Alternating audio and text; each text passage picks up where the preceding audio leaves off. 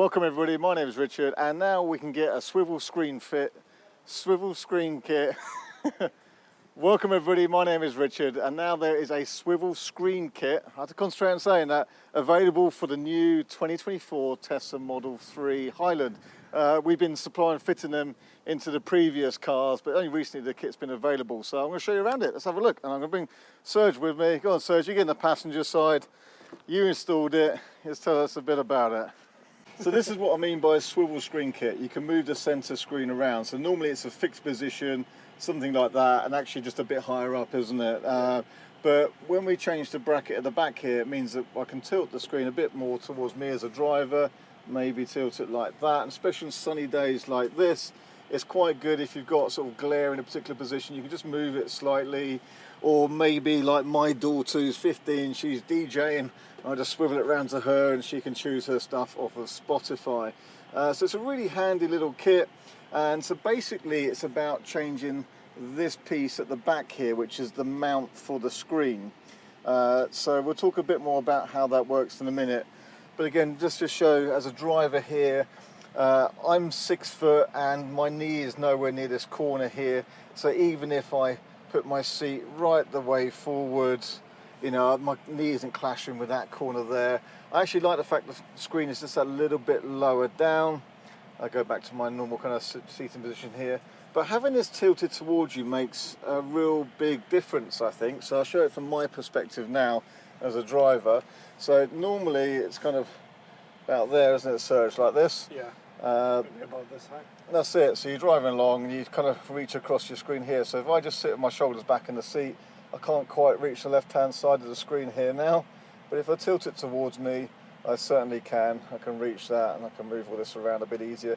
It just feels more like a kind of cockpit when you've got this tilted towards you.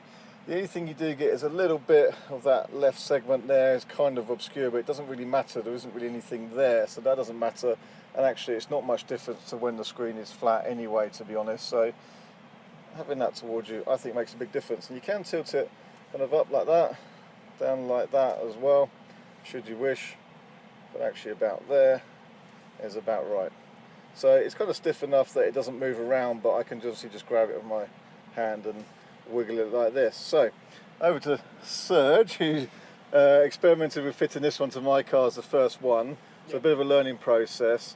But firstly, Serge, people ask about warranty, but we've not seen this impact a Tesla warranty at all, have we? Because ultimately it's a plug and play. Yeah. It's just the bracket at the back that's changed.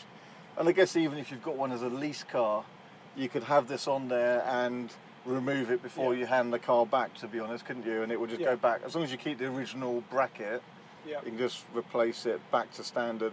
To be honest, if you handed this back as a lease car, I don't suppose they'd ever notice anyway. They just take the car off lease and send it off to auctions and whatever they do. So it probably wouldn't really matter. A bit like the Alcantara dashboards that we've been fitting. A lot of people just left them on, but you can take them off and put them back. So, do you want to explain a bit, Serge, about how this is fitted and what's involved with that? Yeah, so it's very similar to the previous one. You have to remove it's like a cover here for the temperature sensor. Under there, right, yeah. You just remove that, then you take 2 bolts out, that releases the screen. You put it nicely on a towel, so you protect the screen. So the screen stays connected the whole time, you don't have to actually disconnect it? They say you can power it off. It doesn't do anything if you power it off or not. You can just put the screen clean mode on, so you don't press any buttons while you work on it. That makes sense, and then take the 2 bolts out, drop the screen, unplug the 2 cables from the screen, and then there's 2 bolts that will remove the cover that is attached to the screen. And then you just take the new bracket, put it in, use the same bolts from the car. Plug the cables back in, and then you have to fit this trim here. Again, 2 screws that are on the car already. And that just all covers it up. Yes. And then you have 2 bolts that it comes with the kit, which will secure it in place. And that's it. It's a 20, 30 minutes job, something like that. So these swivel screen kits are kits that you'll find online, on probably Amazon, maybe eBay, you know, various online shops, and it would be a fairly simple DIY job to do. I'm sure there's guidelines on there. We're not making sort of how-to guide exactly, but does it come with guidelines as well? If you it does, yes. They do have like a QR code if you want to install it yourself. Yep. Might be a bit fiddly for some. But I think it's fiddly, especially the first time you do it. Now, with the previous version, it's very similar to that, isn't it, on the older cars?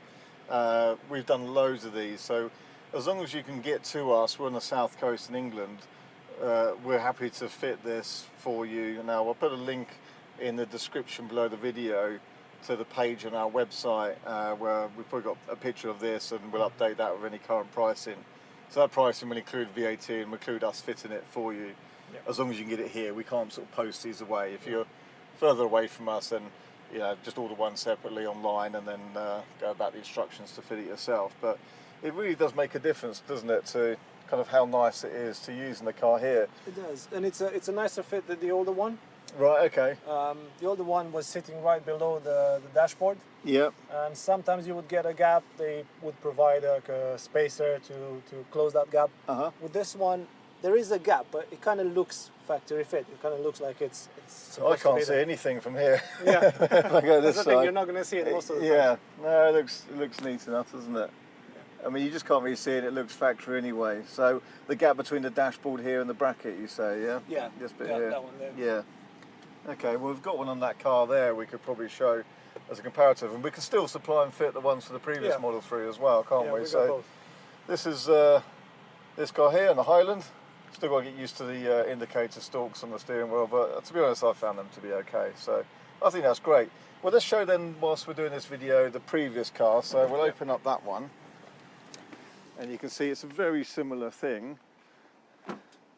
And then we've got actually a standard. That car's standard as well over there at the moment, isn't it? So this is a 2019 Model 3. So the 2019 until 2023 are all the same, basically, aren't they? Yeah. Yeah. So even though you've got different centre console, these are all the same. Yeah. So it looks pretty similar, doesn't it? But just that bit there, I guess. Yeah. So it doesn't look as straight as it is in the other one. Yeah. On some models it does. Yeah. It's completely flush. But here, same sort of thing, really. Again, you can move it around a little bit how you wish, but it just tilts it towards the driver. So the only thing you do get is it's slightly lower than the standard screen. So here, if we look at this, it's kind of just below the line that comes with the top of the steering wheel here. And so let's then compare that to the one that's not been modified yet, because we've got one of those as well.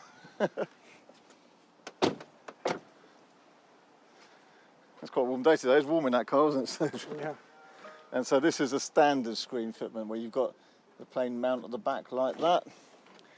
Got this wooden dash, which we're not so keen on. So we also do that Alcantara dashboard for these cars. So it matches this material you get on the phone chargers and the door trims, and replaces this wood, which I think is much better. So that's also on our website. So this is a standard car. And the screen just sits a little bit higher. I was going to compare it to the line on the steering wheel, but this one doesn't have it. So a bit about there. Yeah, so what is it? About 5 centimetres. About 5 centimetres, a couple of inches maybe. Maybe not quite that much, to be honest. But just when you really notice it when you go from a car with the swivel screen to a car without it, it's just much nicer having the swivel screen, I think. So I think it's a good little mod. So if you're interested in swivel screens and you're in the south of England, then do get in contact and we can get you booked in to help you out with that. We just need about 20 minutes with us here, half an hour, and we'll make you a cup of coffee. So I hope it's been useful to you. Maybe see you very soon. Thank you for watching.